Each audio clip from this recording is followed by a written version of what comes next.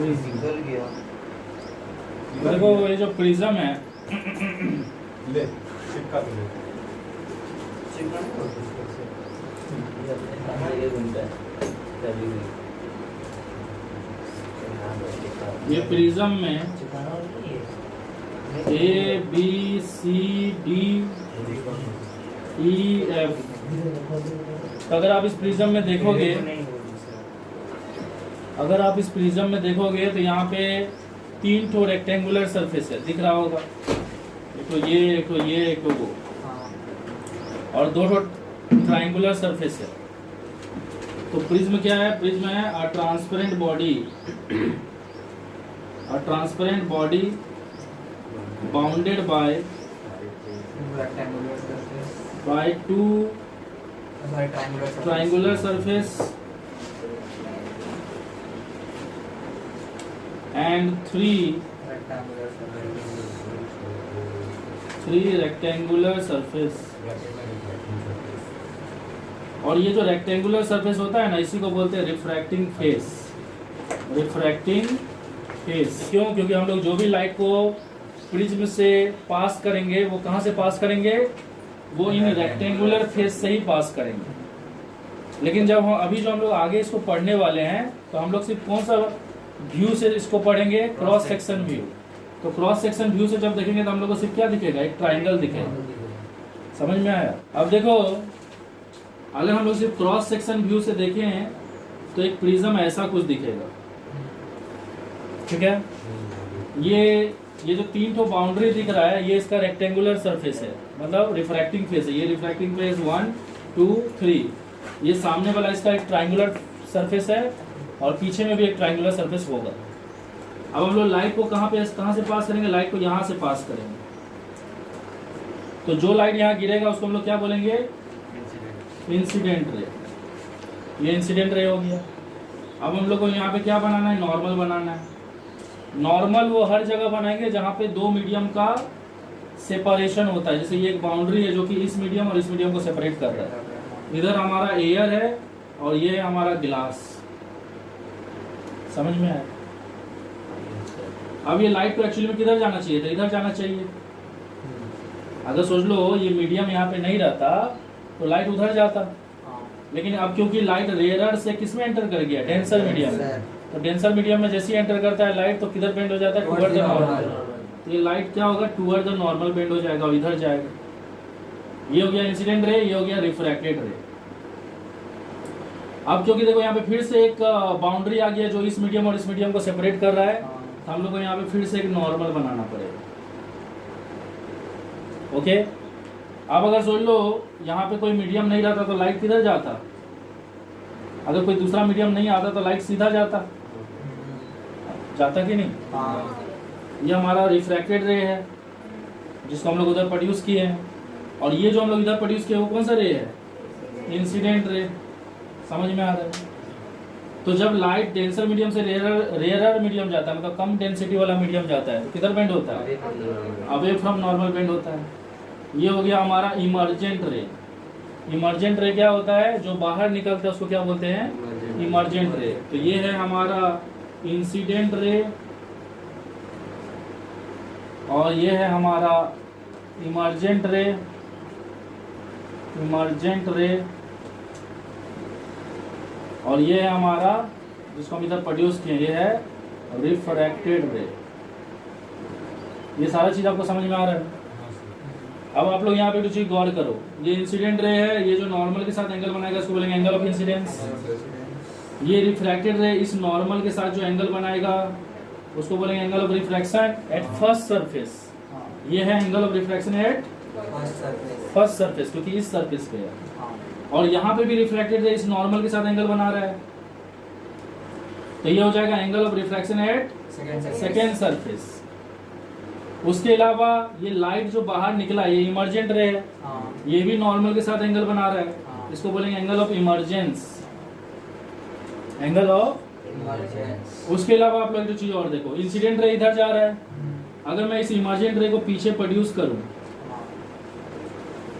तो यहाँ पे भी एक एंगल बन रहा है कि नहीं? ये इमर्जेंट रे को अगर हम पीछे की तरफ प्रोड्यूस करेंगे तो यहाँ पे एक एंगल बन रहा है। इस एंगल को क्या बोलते हैं? Angle of deviation. क्योंकि लाइट कितना डेविएट हुआ है जब प्रिज्म में एंटर किया, यहाँ इधर नहीं जाके किधर जा रहा है, इधर, इतना ज्यादा डेविएट किया है, तो हो गया एंगल ऑफ डेविएशन। तो आई जो है, आई किसके किसके बीच का एंगल है? इंसिडेंट रे और नॉर्मल का बीच का।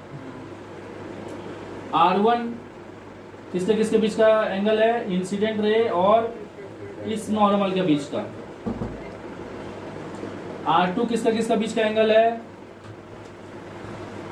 R2 है एंगल रिफ्रैक्टेड रे, सॉरी यहाँ देखो, यहाँ गलत लिखे हैं, ये होगा रिफ्रैक्टेड रे और नॉर्मल ना, अरे रिफ्रैक्टेड रे और नॉर्मल का बीच का। और यहाँ पे ये एंगल किसका किसका बीच का है? रिफ्रैक्टेड रे और उधर वाला नॉर्मल, एंड डैश। और आपका एंगल ऑफ इमर्जेंस किसका किसका बीच का एंगल है? इमर्जेंट रे और इस नॉर्मल का बीच में, एंड डैश। और यहीं पे एंगल ऑफ डेविएशन जो एंगल है, वो एंगल ऑफ डेविएशन किसका किसका बीच का एंगल है? इंसिडेंट रे और इमर्जेंट रे। इंसिडेंट रे इधर, इमर्जेंट रे इधर। समझ में आया? उसके अलावा देखो यहाँ पे कितना ठो रेक्टेंगुलर सरफेस है? 1 2 3, जिसको रिफ्रैक्टिंग फेस बोलते हैं। तो किसी दो रिफ्रैक्टिंग फेस का बीच में जो एंगल होता है ना, चाहे वो ये हो या ये हो, इस एंगल को क्या बोलते हैं? ए का मतलब होता है angle of prism. Angle of prism किसके किसके बीच का एंगल होता है? Angle between any two refracting face, किसी दो रिफ्रैक्टिंग फेस का बीच का एंगल। एक तो रिफ्रैक्टिंग फेस ये है और एक तो रिफ्रैक्टिंग फेस ये है, क्योंकि यहाँ पे भी एक रिफ्लेक्शन हुआ है और वहां पे भी एक रिफ्लेक्शन हुआ। देखो ये लाइट इधर जा रहा था ना, इधर, तो ये लाइट इधर जाने से जब जा रहा था तो किधर डेविएट हुआ? इधर डेविएट हुआ। तो ये भी तो एक एंगल ऑफ डेविएशन हुआ ना। लेकिन ये वाला एंगल ऑफ डेविएशन किसके किसके बीच में हुआ? इंसिडेंट रे और रिफ्रैक्टेड रे। नहीं समझे? और इसको हम लोग नाम दिए डेल्टा 1। उसी तरह से ये लाइट इधर जा रहा था ना, तो ये इधर भी तो डेविएट हुआ ना। अरे ये लाइट इधर जा रहा था ना, तो इधर भी तो डेविएट हुआ ना। तो ये हो गया हमारा डेल्टा 2। और डेल्टा 2 किसके किसके बीच का एंगल है? डेल्टा 2 एंगल है रिफ्रैक्टेड रे और इमर्जेंट रे। यहाँ तक समझ में आया? अब मुझे रुचि बताओ, ये लाइन इधर जा रहा है और ये लाइन इधर जा रहा है, तो ये एंगल और ये एंगल सेम नहीं होगा? वापस बोलिए। ये लाइन इधर जा रहा है और ये लाइन इधर जा रहा है, तो ये एंगल और ये एंगल सेम नहीं होगा? Vertically opposite. तो ये भी हो जाएगा डेल्टा 2। नहीं समझे? तो देखो ये इधर और ये इधर, तो ये एंगल और ये एंगल वर्टिकली ऑपोजिट। यहाँ तक समझ में आया? ओके। अब एक तो चीज देखो, ये ट्राइंगल सबको दिख रहा है? ये ट्राइंगल, इस ट्राइंगल में ये एक्सटर्नल एंगल है और ये दोनों इंटरनल ऑपोजिट एंगल है। तो ये एंगल जो होगा इन दोनों का सम होगा कि नहीं? तो दैट मीन्स हम लिख सकते हैं delta is equal to delta 1 plus delta 2, जिसमें डेल्टा 1 किसके किसके बीच का एंगल है? आई और आर के बीच में, और डेल्टा 2 है आर और ई के बीच में, और डेल्टा किसके बीच में है? आई और ई के बीच में। तो ये जो डेविएशन है वो है आई और आर के बीच में, और ये जो डेविएशन है वो है आर और ई के बीच में, और ये जो डेविएशन है ये वाला डेविएशन वो है आई और ई के बीच में। अगर मैं इसको इधर प्रोड्यूस कर दूं, किसको? इसको और इसको, ठीक है? तो आप यहाँ से यहाँ देखो, जहाँ जहाँ मैं पेन ले जा रहा हूँ ध्यान से देखना। यहाँ से यहाँ, यहाँ से यहाँ, यहाँ से यहाँ, और फिर यहाँ से यहाँ, ये क्वाड्रिलेटरल बना कि नहीं समझे? अब देखो ये जो क्वाड्रिलेटरल, ये जो क्वाड्रिलेटरल दिख रहा है, इस क्वाड्रिलेटरल में ये एंगल कितना होगा? 90 डिग्री, क्योंकि ये नॉर्मल है ना। और ये एंगल कितना होगा? 90 डिग्री होगा। तो देखो क्योंकि ये नॉर्मल है, और ये एंगल हम लोग को पता नहीं है। अरे समझ रहे हो कि नहीं पता है? तो इस एंगल को हम लोग एक्स ले लेते हैं। ओके। एक क्वाड्रिलेटरल में चारों एंगल का सम कितना होता है? 360। तो ये वाला एंगल का नाम है ए, ये वाला एंगल का नाम क्या हो गया? 90। समझे कि नहीं? प्लस एक्स, ये वाला एंगल एक्स, और ये वाला भी 90, सबको मिला देने से हो गया 360। तो एक्स इक्वल टू हो जाएगा 90, 90, 180, उधर माइनस हो जाएगा, तो क्या बचेगा? 180, ये 90 90 180, उधर माइनस हो जाएगा 360 से 180, और a उधर जाके माइनस हो जाएगा तो a बचेगा। तो x का वैल्यू आएगा कि नहीं? यहाँ तक कौन कौन समझा? अच्छे से। अभी जो दिखा रहे हैं उसको ध्यान से देखो। ओके, सबको ये ट्रायंगल दिख रहा है? देखो ये ट्रायंगल दिख रहा है, ये ट्रायंगल, ये ट्रायंगल दिख रहा है कि नहीं? तो ये ट्रायंगल में इस एंगल और इस एंगल और इस एंगल का सम कितना होगा? 180 होगा। मतलब R1 plus R2 plus x का वैल्यू कितना है? 180 माइनस a इजकल टू 180 होगा। ये प्लस 180 उधर जाएगा, माइनस होगा तो जीरो हो जाएगा जीरो, और ये a उधर चले जाएगा तो क्या हो जाएगा? R1 plus R2 is equal to a। ये रिलेशन कैसे है समझ में आया? तो अभी तक हम लोग को दो रिलेशनशिप मिल गया है। एक रिलेशनशिप, इसको भी कुछ नाम दे देते तब, इस ट्रायंगल को इसको नाम देते ई। तो अभी तक हम लोग को ट्रायंगल AEC मतलब AEC, इसमें मिल गया है delta is equal to delta 1 plus delta 2। और हम लोग को ट्रायंगल ABC से हम लोग को मिल गया है R1 plus R2 is equal to A। यहाँ तक तो आप लोग को समझ में आ गया है। अभी हम लोग एक तो चीज देखो, मैं जो बोल रहा हूँ ध्यान से सुनना। ये लाइन दिख रहा है सबको? इधर गया कि नहीं? ये लाइन इधर गया है और ये लाइन इधर गया है कि नहीं? अरे दिख रहा है। तो ये लाइन नॉर्मल का इधर गया और इंसिडेंट रे का इधर गया। तो ये एंगल जितना होगा ये एंगल भी उतना ही होगा ना? ये लाइन इधर गया, ये लाइन इधर गया, तो ये एंगल जितना होगा ये एंगल भी उतना ही होगा कि नहीं? और ये एंगल जो पूरा है वो किस किस को मिला के बना? इसको और इसको। तो आई इजकल टू हम लिख सकते हैं डेल्टा 1 प्लस R1। समझ में आया? Vertically opposite. नेक्स्ट इधर भी देखो, ये लाइन दिख रहा है सबको, इमर्जेंट रे का, और इधर ये वाला नॉर्मल का लाइन दिख रहा है। तो ये एंगल कितना? ई है ना? तो अगर ये ई है तो ये भी कितना होगा? ई होगा, क्योंकि देखो ये लाइन इधर गया है और ये लाइन इधर गया है। तो ये अगर ई है तो ये भी ई नहीं होगा। और ये ई जो है किसको किसको मिला के बना है? डेल्टा 2 और R2। तो ई इजकल टू हो जाएगा डेल्टा 2 प्लस R2। ये समझ में आया? अब अगर मैं इन दोनों को ऐड कर दूं तो I plus E is equal to हो जाएगा delta 1 plus delta 2 plus R1 plus R2। और डेल्टा 1 प्लस डेल्टा 2 क्या है? अभी निकाल चुके हम लोग डेल्टा। कौन सा डेल्टा? ये वाला, ये एंगल ऑफ डेविएशन जो कि इंसिडेंट रे और इमर्जेंट के बीच में। और R1 प्लस R2 क्या है? Angle of prism. तो फाइनली हम लोग को क्या रिलेशन मिला? I plus E is equal to delta plus A. आपको समझ में आया ये? तो आपको ये दो रिलेशन याद रखना है, क्योंकि इससे बेस्ड आपको क्वेश्चन भी पूछा जा सकता है। एक तो R1 plus R2 is equal to ए, और एक तो I plus E is equal to delta plus A, जहाँ पे I है एंगल ऑफ इंसिडेंस, E है एंगल ऑफ इमर्जेंस, डेल्टा है angle of deviation between incident ray और इमर्जेंट रे, R1 है angle of refraction first surface पे, R2 है angle of refraction second surface पे। ये देखो, ये अभी तक हम आप लोगों को क्या बताएं? ये एक प्रिज्म है, ये इंसिडेंट रे है, यहाँ पे हम लोग नॉर्मल बनाएंगे, नॉर्मल की तरफ ही जैसे आता है। और ये लाइट इधर जाना चाहिए था इंसिडेंट रे को, लेकिन ये इधर बेंड हो जाएगा टुवर्ड द नॉर्मल।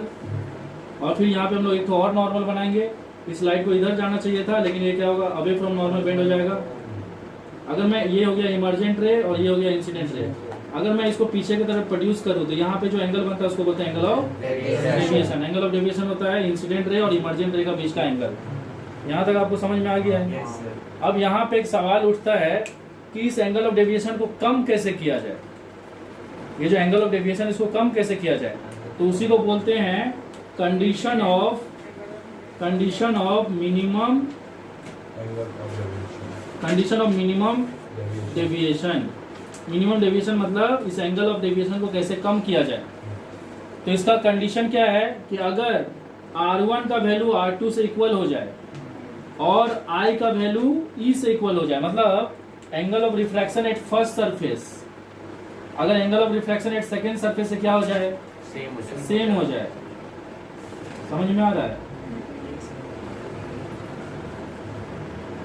अगर ये दोनों एंगल सेम हो जाएगा और एंगल ऑफ इंसिडेंस और एंगल ऑफ इमर्जेंस भी क्या हो जाएगा? सेम हो जाएगा, तो उस कंडीशन में ही मिनिमम डेविएशन होता है, मतलब इस डेविएशन का वैल्यू सबसे कम होता है। हम लोग जानते हैं कि मिनिमम डेविएशन का कंडीशन क्या है? R1 is equal to R2। तो अगर मैं इन दोनों को, ये दोनों इक्वल है ना, तो अगर मैं इन दोनों को इक्वल टू क्या ले लूँ? R ले लूँ। तो हम लोग के पास और एक रिलेशन भी है ना, R1 plus R2 is equal to A। तो दोनों तो इक्वल है ना, तो हम यहाँ पे लिख सकते हैं r plus r equal to A, क्योंकि हम इन दोनों को इक्वल टू r ले लेंगे। तो 2r इजकल टू ए, तो r इजकल टू क्या हो जाएगा a/2। तो देखो एक ऐसा क्वेश्चन भी पूछा जा सकता है कि बोल देगा कि मिनिमम डेविएशन हो रहा है, क्वेश्चन में ऑलरेडी लिख देगा कि मिनिमम डेविएशन हो रहा है, और आपको एंगल ऑफ प्रिज्म दिया रहेगा और बोलेगा आपको एंगल ऑफ रिफ्रैक्शन निकालने के लिए, तो आप निकाल सकते हो। और ये फॉर्मूला कहाँ से आया समझ में आया ना, इससे आया है। सर एक बार फिर से बताइए तो स्टार्टिंग से। अरे हम लोग जानते हैं मिनिमम डेविएशन होने के लिए r1 और r2 इक्वल होना चाहिए, तो इन दोनों को इक्वल टू सम r ले लिए, और ये रिलेशन हम लोग ऑलरेडी डिराइव किए हैं कि इन दोनों को ऐड करने से ये होता है। यहाँ भी r डाल दिए और यहाँ भी r डाल दिए, तो 2r इक्वल टू a, तो r इक्वल टू क्या हो जाएगा a/2। तो इससे रिलेटेड भी क्वेश्चन पूछ सकता है ना, कि बोल देगा कि एंगल ऑफ प्रिज्म दे देगा 60 डिग्री, और बोल देगा कि एंगल ऑफ रिफ्रैक्शन क्या होगा जब मिनिमम डेविएशन हो रहा है, तो आपको फिर इससे निकालना है। हम लोग कंडीशन ऑफ, एक मिनट रुक जाओ, हम लोग कंडीशन ऑफ मिनिमम डेविएशन एक और भी चीज जानते हैं, वो क्या है I इजकल टू ई, और हम लोग के पास और एक रिलेशन भी है I plus E is equal to delta plus A. तो I और E तो इक्वल है ना, तो हम E के जगह भी क्या लिख सकते हैं, I लिख सकते हैं, और डेल्टा की जगह क्या लिख देंगे, डेल्टा मिनिमम, क्योंकि डेविएशन क्या हो जा रहा है, मिनिमम हो जा रहा है, प्लस A। तो डेल्टा मिनिमम इजकल टू क्या हो जाएगा, I है क्या हो जाएगा 2i माइनस ए। तो देखो ये भी एक फॉर्मूला हो गया जिसके ऊपर बेस्ड क्वेश्चन पूछा जा सकता है। तो ये फॉर्मूला हम लोग को कहाँ से मिला, मिनिमम डेविएशन से मिला। तो आपको एग्जाम में हो सकता है कि एंगल ऑफ इंसिडेंस दे दे, एंगल ऑफ प्रिज्म दे दे, और बोले कि एंगल ऑफ मिनिमम डेविएशन क्या है, तो आप इस फॉर्मूला से निकाल सकते हो। तो हम लोग एक तो क्वेश्चन इसके ऊपर बेस्ड कर लेते हैं। इसके ऊपर क्वेश्चन है what should be the angle of incidence, what should be the angle of incidence, मतलब आपको एंगल ऑफ इंसिडेंस निकालना है for a ray of light which suffer minimum deviation, लिख दिया मिनिमम डेविएशन हो रहा है ऑफ 36 डिग्री। तो मिनिमम डेविएशन का वैल्यू कितना दे दिया 36 degree through an equilateral prism. देखो यहाँ पे इनडायरेक्टली हिंट दे दिया, इक्विलेटरल प्रिज्म बोल के आपको इनडायरेक्टली हिंट दे दिया ए का वैल्यू कितना है 60 डिग्री, क्योंकि जो भी इक्विलेटरल प्रिज्म होगा उसमें सारा एंगल इक्वल होता है और सबका वैल्यू 60 डिग्री होता है। तो डायरेक्टली नहीं देके इनडायरेक्टली दिया है। अब आपको निकालने क्या बोला है, आपको निकालने बोला एंगल ऑफ इंसिडेंस, और लिख भी दिया कि मिनिमम डेविएशन। तो मिनिमम डेविएशन के लिए रिलेशन क्या होता है, delta minimum is equal to 2i minus A. तो डेल्टा मिनिमम हो गया यहाँ पे 36, 2i मिसिंग वाला है और a का वैल्यू है 60। तो 60 इधर आके ऐड हो जाएगा, कितना हो जाएगा 96। तो i का वैल्यू कितना हो जाएगा 96/2 48। समझे कि नहीं। इस ग्राफ से आपको पता चलेगा कि हम लोग क्या करेंगे, तो हम लोग उस सिचुएशन तक पहुंच जाएंगे जहां पे हम लोग को मिनिमम डेविएशन मिलेगा। तो ये है ग्राफ किसके किसके बीच में, angle of deviation, angle of deviation और angle of incidence, angle of incidence. तो इसको प्रैक्टिकली ही देखा जा सकता है, तो लैब में देखेंगे। ये एंगल ऑफ डेविएशन किसके किसके बीच में है पता है, तो इंसिडेंट रे और इमर्जेंट रे, और ये है एंगल ऑफ इंसिडेंस। तो देखो यहाँ पे ये जो प्रिज्म है ना, हम लोग जानते हैं इसमें लाइट ऐसे गिरेगा, ये नॉर्मल हो गया, ये हो गया एंगल ऑफ इंसिडेंस, ये हो गया इंसिडेंट रे। उसके बाद लाइट इधर बेंड होगा, यहाँ पे भी एक नॉर्मल बनाएंगे, लाइट ऐसे इमर्ज हो जाएगा बाहर, इस इमर्जेंट रे को पीछे प्रोड्यूस करेंगे और इंसिडेंट रे को आगे। तो यहाँ जो एंगल बनेगा ये हो गया एंगल ऑफ डेविएशन। ये समझ में आ रहा है ना। तो हम लोग को वो सिचुएशन लाना है जब डेविएशन का वैल्यू क्या होगा, कम हो जाएगा। तो तरीका क्या है, कुछ नहीं खास तरीका है, आपको क्या एंगल ऑफ इंसिडेंस को आपको क्या करना है, धीरे धीरे बढ़ाना है। समझ में आ रहा है ना। तो इसको जैसे जैसे बढ़ाओगे इसका वैल्यू क्या होते जाएगा, ग्रेजुअली कम होते जाएगा, और फाइनली एक पॉइंट आएगा जिसके बाद अगर और बढ़ाओगे तो क्या हो जाएगा, बढ़ने लगेगा। तो आपको वो पॉइंट मिल जाएगा। अरे जैसे घटते घटते बढ़ेगा तो तुमको पता नहीं चल जाएगा कि यहाँ के बाद बढ़ा है, तो यही वो मिनिमम कंडीशन है। तो इसीलिए ग्राफ कैसा बनता है, ऐसा बनता है, जैसे जैसे एंगल ऑफ इंसिडेंस बढ़ता है एंगल ऑफ डेविएशन क्या होता है, घटते जाता है। लेकिन एक पॉइंट आता है उसके बाद फिर क्या होता है, बढ़ने लगता है। इस पॉइंट पे आई का वैल्यू किसके बराबर हो जाता है, ई के बराबर, और इस पॉइंट पे डेविएशन का वैल्यू कितना हो जाता है, डेल्टा मिनिमम। अरे कुछ समझे कि नहीं? तो हम लोग ये जानते हैं कि किसी भी पार्टिकुलर प्रिज्म के लिए उसका एंगल ऑफ प्रिज्म चेंज होने वाला नहीं, क्योंकि वो उस डिजाइन पे डिपेंड करता है। तो हर प्रिज्म का डिजाइन अलग अलग होता है, तो हर प्रिज्म का एंगल ऑफ प्रिज्म भी क्या होगा, अलग अलग होगा। तो किसी पार्टिकुलर प्रिज्म का एंगल ऑफ प्रिज्म क्या होगा, कांस्टेंट होगा। मतलब ये जो एंगल ऑफ प्रिज्म है इसका वैल्यू क्या होगा, कांस्टेंट। और हम लोग ये भी जानते हैं कि एंगल ऑफ प्रिज्म का जो वैल्यू होता है वो इस एंगल ऑफ रिफ्रैक्शन और इस एंगल ऑफ रिफ्रैक्शन का सम होता है। तो अगर ये कांस्टेंट है, ये कांस्टेंट है, इसका मतलब हम लोग को क्या समझ में आ रहा है कि अगर मैं इसको बढ़ाऊं, मतलब इसे अगर मैं बढ़ाऊं तो इसको क्या होना पड़ेगा, कम होना पड़ेगा। तभी इन दोनों को ऐड करने से क्या होगा, वैल्यू में कोई चेंजेस नहीं होगा। जैसे मैं आपको एक एग्जांपल लेके दिखा रहा हूँ। मान लीजिए इसका वैल्यू है 15 और इसका वैल्यू है 45। दोनों को ऐड करने से कितना हो गया, 60। अब मैं अगर इसका वैल्यू को बढ़ा दूं और इसका वैल्यू को बढ़ा के कर दूं 45, तो इसका वैल्यू को कम होकर कितना होना पड़ेगा, 15 होना पड़ेगा, ताकि टोटल वैल्यू मतलब एंगल ऑफ प्रिज्म में कोई चेंजेस ना हो। क्योंकि एंगल ऑफ प्रिज्म क्या रहता है, एक पार्टिकुलर प्रिज्म के लिए कांस्टेंट रहता है। तो यहाँ से हम लोग को क्या कंक्लूजन मिला, क्योंकि एंगल ऑफ प्रिज्म कांस्टेंट रहता है तो अगर आप एक एंगल ऑफ रिफ्रैक्शन को बढ़ाओगे तो ऑटोमेटिक दूसरा एंगल ऑफ रिफ्रैक्शन क्या हो जाएगा, कम हो जाएगा। तो इसी कॉन्सेप्ट को लेके हम लोग आगे मैं आपको शो करूंगा कि कैसे एंगल ऑफ इंसिडेंस को चेंज करने से एंगल ऑफ डेविएशन में इफेक्ट पड़ता है, मतलब वो कैसे चेंज होता है एंगल ऑफ इंसिडेंस को चेंज करने से। अब हम लोग जानते हैं कि रिफ्रैक्टिव इंडेक्स, ये जो प्रिज्म है वो ग्लास से बना हुआ है, तो refractive index of glass with respect to air इस सरफेस के लिए, तो यहाँ पे ये इंसिडेंट रे हो गया और ये रिफ्रैक्टेड रे हो गया। तो हम लोग ये रिलेशन जानते हैं sign I by sign R1, क्योंकि यहाँ पे एंगल ऑफ इंसिडेंस I है और एंगल ऑफ रिफ्रैक्शन क्या है, R1 है। तो हमारा refractive index of glass with respect to air कितना आएगा, sign I by sine R1। अगर मैं सेम चीज यहाँ पे अप्लाई करूँ इस सरफेस पे, तो यहाँ पे ये इंसिडेंट रे हो जाएगा और ये हो जाएगा रिफ्रैक्टेड रे। जो इमर्जेंट रे है वो रिफ्रैक्टेड रे हो जाएगा और जो रिफ्रैक्टेड रे यहाँ पे है वो इस सरफेस के लिए इंसिडेंट रे हो जाएगा। तो उस हिसाब से ये R2 जो है वो एंगल ऑफ इंसिडेंस जैसा बिहेव करेगा और एंगल ऑफ इमर्जेंस जो है वो एंगल ऑफ रिफ्रैक्शन जैसा बिहेव करेगा। तो उस हिसाब से अगर मैं निकालूं, क्योंकि यहाँ पे लाइट गिलास से एयर जा रहा है, तो यहाँ पे हो जाएगा refractive index of air with respect to glass, जिसका वैल्यू आएगा, क्योंकि यहाँ पे एंगल ऑफ इंसिडेंस का काम ये कर रहा है, तो ये हो जाएगा sign R2 by sine E। अब हम लोग प्रिंसिपल ऑफ रिवर्सिबिलिटी से जानते हैं कि अगर यहाँ पे refractive index of glass with respect to air कितना हो जाएगा, 1 by refractive index of air with respect to glass, मतलब इसका ये जो वैल्यू होगा वो रेसिप्रोकल होगा। तो उस हिसाब से air with respect to glass का वैल्यू कितना है, sign R2 by sine E। तो यहाँ पे इसका वैल्यू कितना हो जाएगा, sine E by sine R2। अब देखिए एक पार्टिकुलर मीडियम का refractive index in comparison to air क्या होता है, कांस्टेंट होता है। मतलब यहाँ पे ग्लास का जो रिफ्रैक्टिव इंडेक्स है इन कंपैरिजन टू एयर वो कांस्टेंट है। तो ये वाला वैल्यू भी क्या हो गया, कांस्टेंट। अब सेम वैल्यू यहाँ पे भी है तो ये भी क्या हो गया, कांस्टेंट।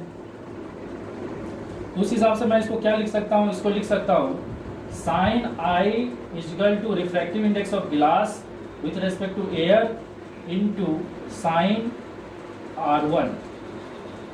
और हम लोग जानते हैं क्योंकि ये एक पार्टिकुलर मीडियम का refractive index with respect to air क्या होता है, कांस्टेंट होता है, इसका वैल्यू कांस्टेंट है। अब क्योंकि ये कांस्टेंट है तो उस हिसाब से मैं लिख सकता हूँ कि साइन I जो है वो डायरेक्टली किसके ऊपर प्रोपोर्शनल है, साइन R1 के ऊपर। और क्योंकि साइन I साइन R1 के ऊपर डायरेक्टली प्रोपोर्शनल है तो उससे हम लोग को ये पता चल रहा है कि I जो है वो भी R1 के ऊपर डायरेक्टली प्रोपोर्शनल है। तो यहाँ तक मैं जो बताया उसको थोड़ा दिमाग में रखिएगा, क्योंकि हम लोग को एंगल ऑफ इंसिडेंस को चेंज करने से एंगल ऑफ डेविएशन कैसे चेंज होता है उसको समझने के लिए ये समझना बहुत जरूरी है। उसी तरह से इससे हम लोग को क्या कंक्लूजन मिलता है, ये वाला से हम लोग को क्या कंक्लूजन मिलता है कि क्योंकि ये कांस्टेंट है, refractive index of medium with respect to air क्या होता है, कांस्टेंट होता है। तो यहाँ से हम लोग को मिल जाएगा sine E is equal to refractive index of glass with respect to air into sine क्या है, R2। क्योंकि ये कांस्टेंट है तो यहाँ से हम लोग को मिल जाएगा sine E is proportional to sine R2। क्योंकि ये कांस्टेंट है तो ये इसके ऊपर डायरेक्टली प्रोपोर्शनल है। क्योंकि साइन ई साइन R2 के ऊपर डायरेक्टली प्रोपोर्शनल है, तो इससे हम लोग को मिल जाएगा ई भी जो है वो R2 के ऊपर डायरेक्टली प्रोपोर्शनल है। तो अगर आप ये चीज़ समझ गए हो ये कैसे आया, और ये चीज़ समझ गए हो और ये कॉन्सेप्ट समझ गए हो, तो इन तीनों को समझने से हम लोग को ये समझ में आ जाएगा कि एंगल ऑफ इंसिडेंस को चेंज करने से एंगल ऑफ डेविएशन में क्या इफेक्ट पड़ेगा। तो अब हमारे पास तीन कंडीशन है। पहला condition R1 + R2 = angle of prism होता है। I जो है वो R1 के ऊपर डायरेक्टली प्रोपोर्शनल है, मतलब अगर ये बढ़ेगा तो ये बढ़ेगा और ये बढ़ेगा तो ये भी बढ़ेगा, मतलब दोनों एक दूसरे के ऊपर डायरेक्टली डिपेंडेंट है। उसी तरह से एंगल ऑफ इमर्जेंस और ये एंगल ऑफ रिफ्रैक्शन भी एक दूसरे के ऊपर डायरेक्टली डिपेंडेंट है, मतलब दोनों में से कुछ भी बढ़ने से दोनों बढ़ेगा। जैसे ये बढ़ने से ये बढ़ जाएगा, ये बढ़ने से ये भी बढ़ेगा। तो अब सीधा सा बात है, अगर मैं एंगल ऑफ इंसिडेंस को बढ़ाऊं, तो अगर मैं एंगल ऑफ इंसिडेंस को बढ़ाऊं तो इम्प्लाइज R1 का वैल्यू क्या होगा, बढ़ जाएगा, क्योंकि दोनों एक दूसरे के ऊपर डायरेक्टली प्रोपोर्शनल है। और हम लोग जानते हैं R1 जब बढ़ेगा तो R2 क्या हो जाएगा, कम हो जाएगा, ताकि एंगल ऑफ प्रिज्म का वैल्यू को कांस्टेंट मेंटेन रख सके। तो इसका इम्प्लाइज हो जाएगा कि R2 क्या हो जाएगा, कम हो जाएगा। और R2 जब कम होगा तो क्योंकि R2 के ऊपर angle of emergence directly proportional है, मतलब इसका कम होने से ये भी कम हो जाएगा, तो एंगल ऑफ इमर्जेंस भी क्या हो जाएगा, कम हो जाएगा। तो इससे हम लोग को फाइनल कंक्लूजन क्या मिला कि अगर आप एंगल ऑफ इंसिडेंस को बढ़ाते हो तो एंगल ऑफ इमर्जेंस क्या हो जाएगा, कम हो जाएगा। किस केस में, प्रिज्म के केस में। तो यहाँ से हमारा फाइनल कंक्लूजन है कि एंगल ऑफ इंसिडेंस को आप जितना बढ़ाओगे एंगल ऑफ इमर्जेंस उतना कम होगा। अगर आप इसको समझ लिए तो आप ये समझ जाओगे कि एंगल ऑफ इंसिडेंस को चेंज करने से एंगल ऑफ डेविएशन पे क्या फर्क पड़ता है। तो हम लोग ये जानते हैं कि आई का वैल्यू जैसे जैसे बढ़ेगा, एंगल ऑफ इंसिडेंस का वैल्यू जैसे जैसे बढ़ेगा, एंगल ऑफ इमर्जेंस का वैसे वैल्यू क्या होगा, कम होगा। तो इस चीज़ को चेक करने के लिए हम प्रिज्म को लेके एक्सपेरिमेंट किए और कुछ ऑब्जर्वेशन लेके आए हैं, जिसको आप देख के समझ जाओगे कि एंगल ऑफ इंसिडेंस को चेंज करने से एंगल ऑफ डेविएशन में क्या इफेक्ट पड़ता है। तो जैसे आप देख सकते हो, हम एंगल ऑफ इंसिडेंस का अलग अलग वैल्यू लिए और उसके लिए प्रैक्टिकली चेक करके एंगल ऑफ इमर्जेंस का कुछ वैल्यू निकाले हैं।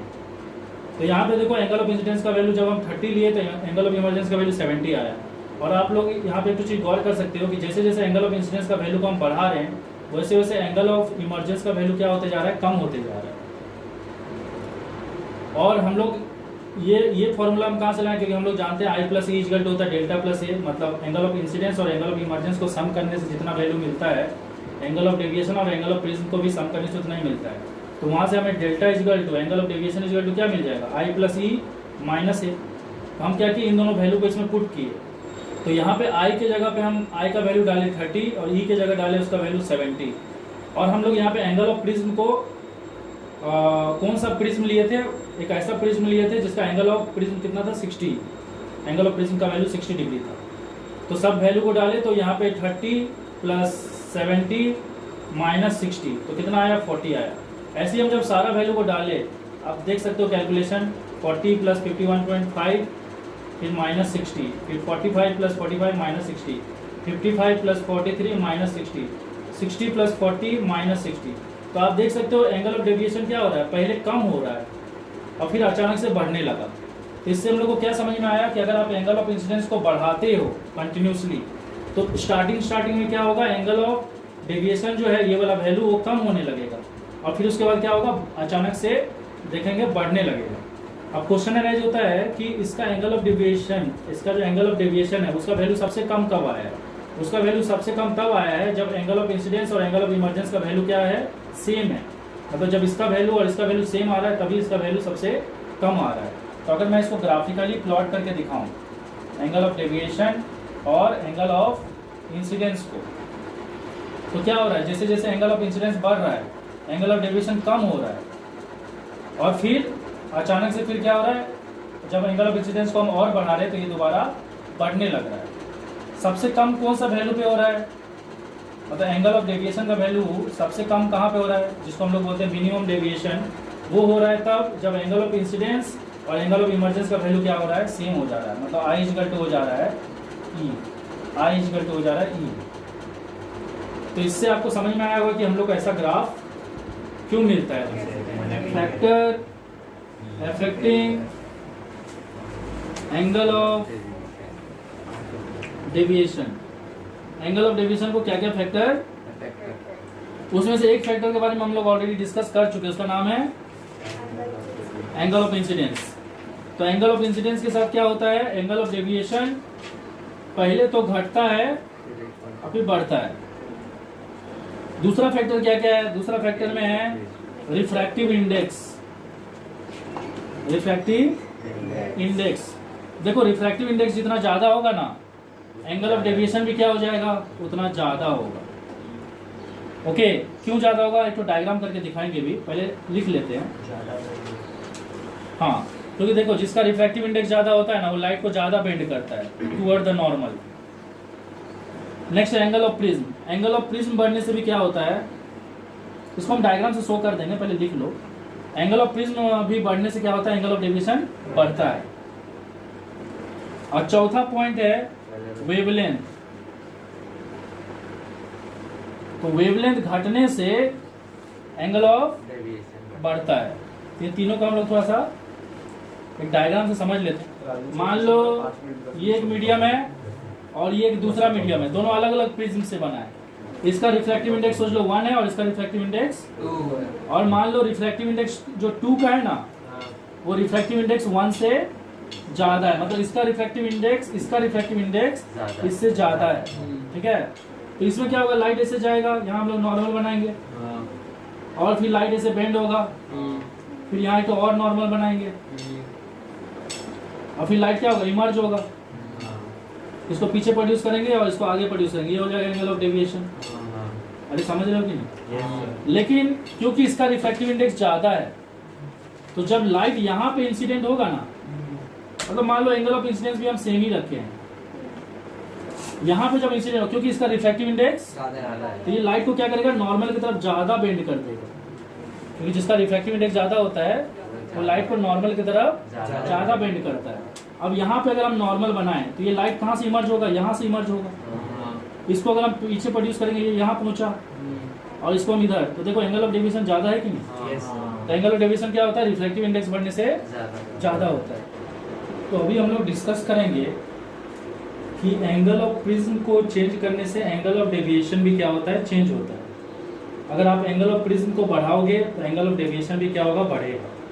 अगर आप एंगल ऑफ प्रिज्म को कम करोगे तो एंगल ऑफ डेविएशन भी क्या होगा, कम हो जाएगा। एंगल ऑफ डेविएशन जो होता है वो किसके किसके बीच का एंगल होता है, वो एंगल होता है इंसिडेंट रे और इमर्जेंट रे का बीच का एंगल।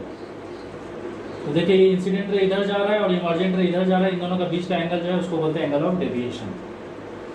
और ये एंगल ऑफ डेविएशन जो होता है वो इन दोनों एंगल ऑफ डेविएशन का सम होता है, जिसमें ये जो डेल्टा 1 है वो किसके बीच का एंगल ऑफ डेविएशन है, वो है इंसिडेंट रे और रिफ्रैक्टेड रे का बीच का एंगल ऑफ डेविएशन है।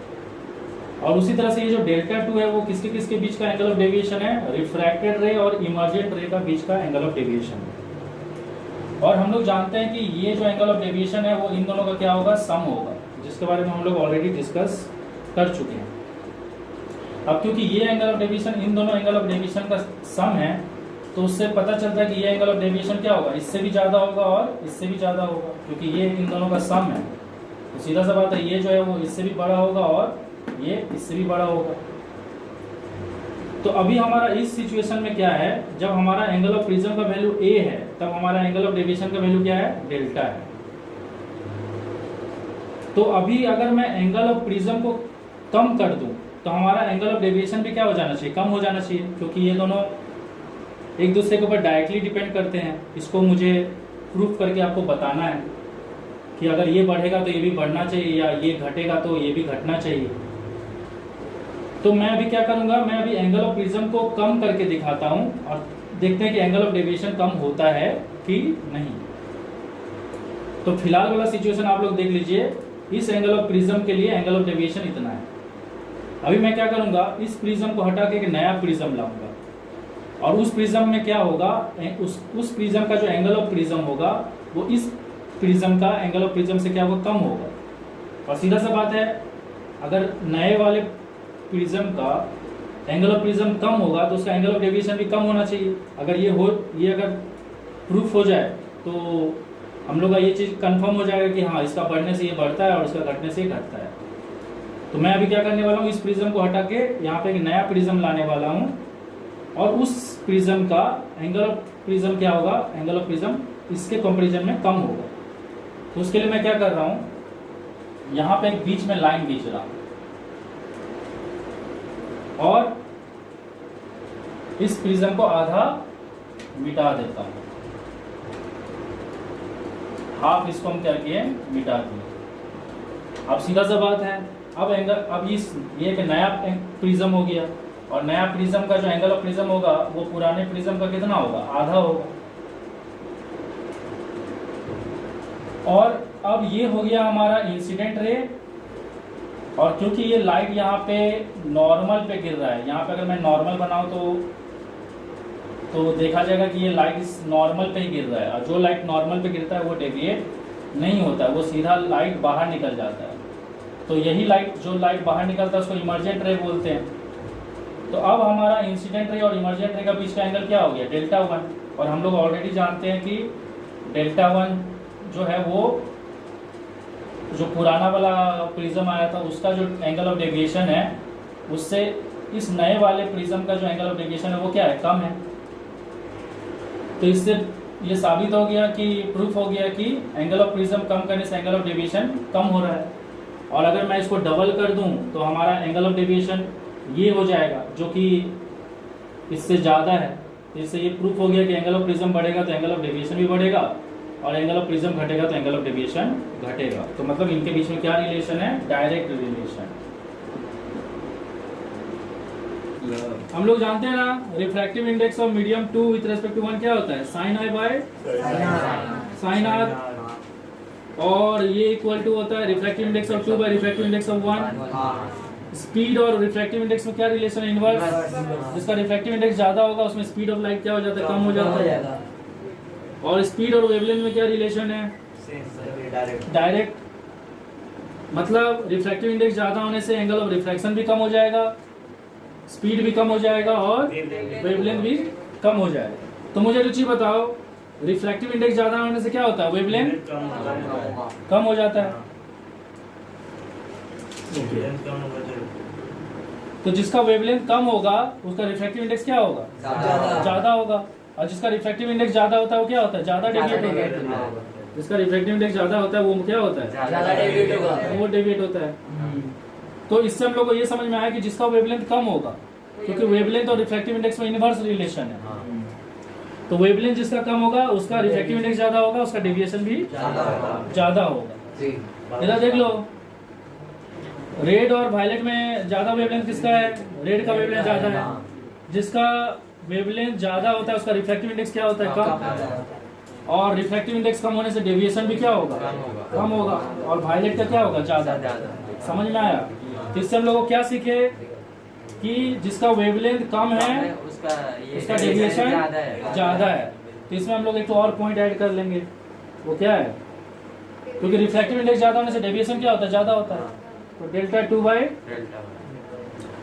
रिफ्रैक्टिव इंडेक्स ज्यादा, स्पीड कम, वेवलेंथ कम, डेविएशन ज्यादा और एंगल ऑफ रिफ्रैक्शन कम।